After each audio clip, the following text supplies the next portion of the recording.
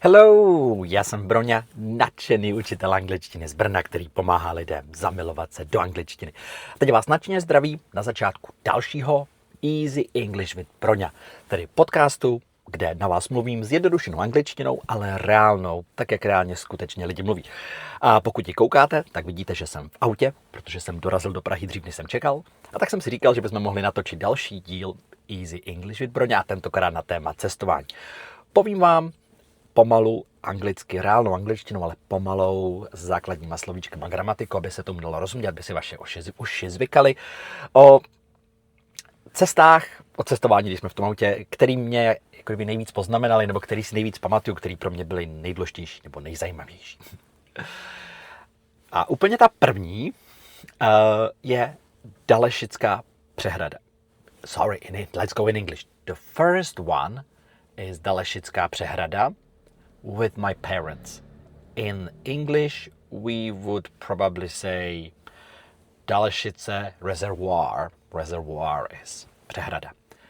It's a little interesting to think about it now because we used to go to this place, Hartíkovice, and we built a few tents together, and one really big tent that was kind of open around, and there were like 5 families together. They're my parent friends, and we had kids, or they had kids at about the same age like me. So there was a group of maybe 10 children, and we were there for 3 weeks usually. So it was really long, a little bit like a summer camp. We were running around, spending hours in water, roasting things on fire. So enjoying kind of free time with no internet, no smartphones, no television, only big meadow, forests and water. And it was amazing because there was long time for everything. It was enough time for all adventures. Then, when I was a bit older, we started going for something that in Czech we call puťák. In English, we would probably call it a trek, which means you walk typically in the mountains, and every day you sleep somewhere else. So you go for 1 week or 10 days and you travel in the mountains. You sleep in places you find, usually without tent, just under the beautiful, below the sky. I don't know if you can say under the sky. And the one that I remember the most was the first time we traveled to Romania. And everything was different in Romania. People were different. Trains were different. I was afraid of everything. It looked like middle age for me. There were half-naked children asking for money. Trains had open doors when we traveled. There were big, scary dogs in the mountains. It looked so different. I was so scared and so happy. And everything was possible. You could sleep where you wanted. You could buy what you wanted. It was scary freedom. And the next thing that I really remember is that after this trip, when I was about, 20-something, I moved to Ireland and I lived there and worked there for a year, but also I traveled a lot in Ireland. And every week we went somewhere for a trip, so it was like big holiday. I saw beautiful places. Ireland is beautiful. But also I was surprised how difficult it is to walk in Ireland, because people say, this is my meadow, don't walk here. This is my lake, don't walk around it. This is my forest, don't walk here.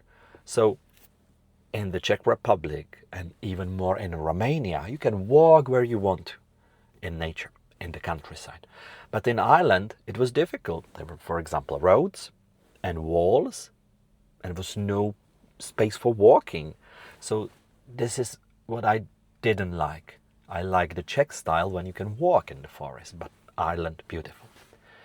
Probably the most exotic place I have ever been to is Colombia.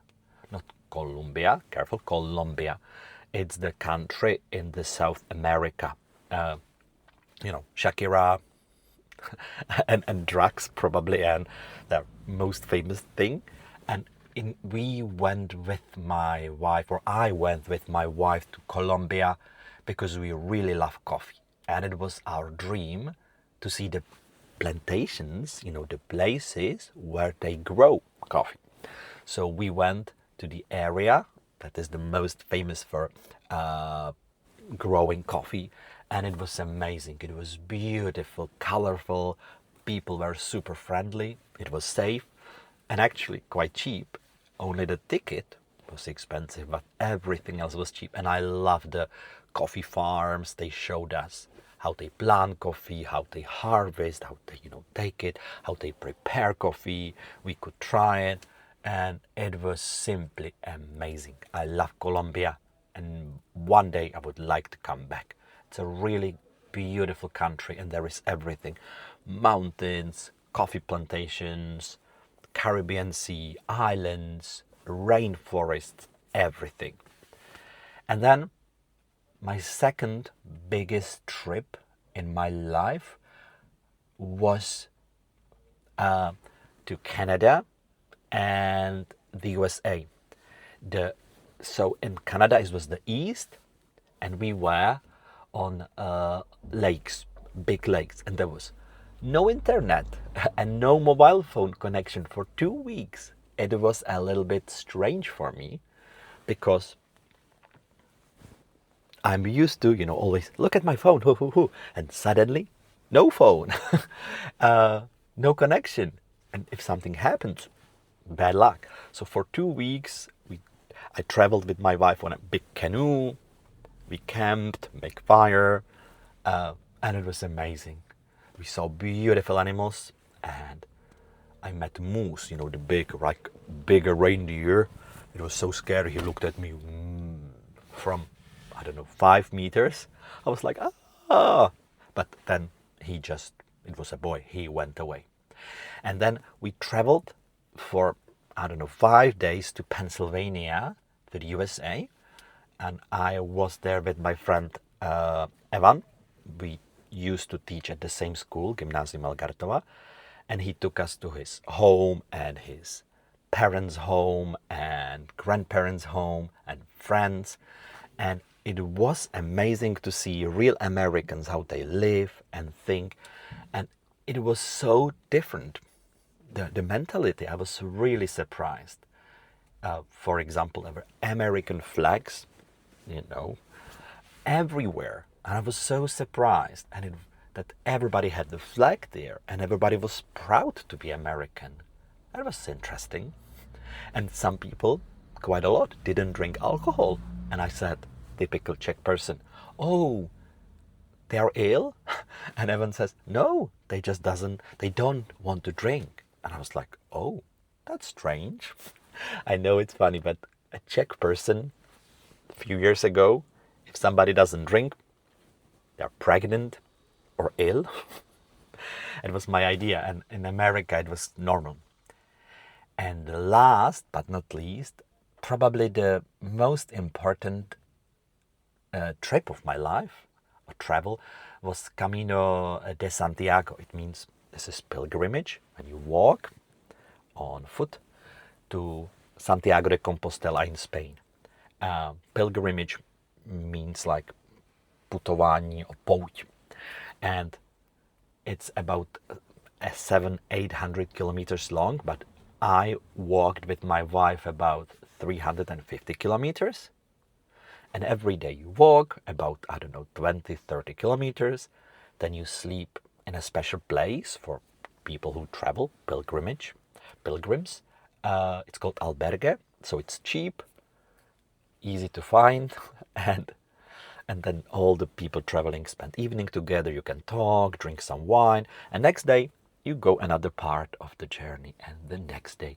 And I really enjoyed this pilgrimage because suddenly you know where you're going. Every day you know where to go. and it was really nice. The countryside was beautiful. People were really friendly. I learned a bit of Spanish and it was amazing. We had so much time to talk with my wife together, you know, and it was beautiful. And then we also went there as our honeymoon, you know, like svadební cesta. So it was really svadební cesta because we traveled together to Santiago, and then we went, I think, 2 more times. So 4 times in my life I walked to Santiago de Compostela, and I would love to go again with my wife and my daughter this time, so the 3 of us, but I think she's still too young. So these were my best journeys of my life, or best holidays.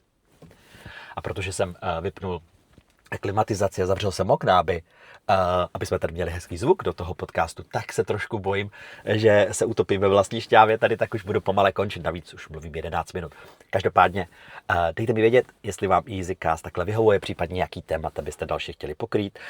A hlavně nezapomeňte, ještě jsem chtěl říct jednu důležitou věc, teď možná už jste odešli, ale mám tady napsáno, mám zmínit, že teďka najdete přepisy, to, co tady říkám, tak přepíšeme do angličtiny, pomocí umělé inteligence, opravíme tam chyby nebo nějaký přeřeky a můžete si to i v klidu přečíst. Takže to, co tady slyšíte, můžete taky číst a vidíte to tam dohromady, nebo kdybyste se v něčem ztráceli, tak si to můžete jednoduše přiložit nebo se k tomu vrátit. A najdete to na stránce broňa.cz, blogy.